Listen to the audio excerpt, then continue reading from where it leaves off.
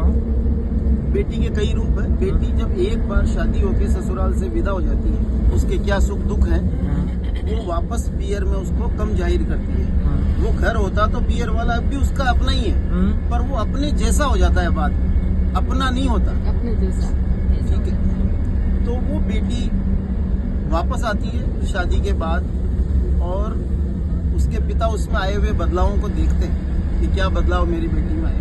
इस पे मेरी बिटिया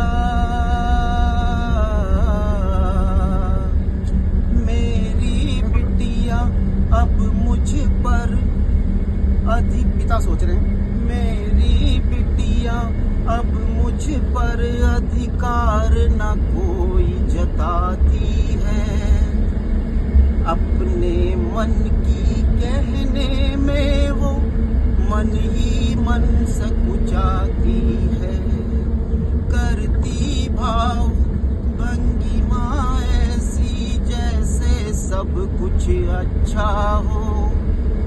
आंख छिपे तकलीफ के आंसू, मुंह पर हंसी दिखाती है। मेरी बिटिया जब इस घर में थी तो किस अधिकार से थी, कैसे रहती थी? मेरी बिटिया उसकी चीजें कोई छू ले ये बर्दाश्त न करती थी। उसकी चीजें कोई छू ले ये बर्दाश्त न करती थी। अपनी चीजों को संदूक में ताला लगा के रखती थी।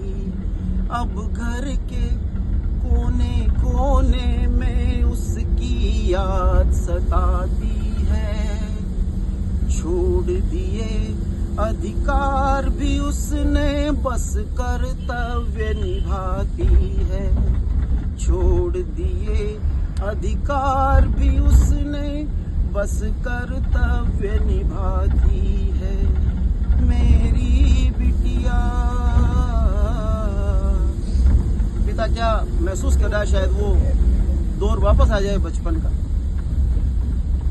काश के कुछ दिन मिल जाए फिर से उस दौर को जीने के। काश के कुछ दिन मिल जाए फिर से उस दौर को जीने के। और वो प्यारे पल मिल जाए फिर से उसे चिढ़ाने के।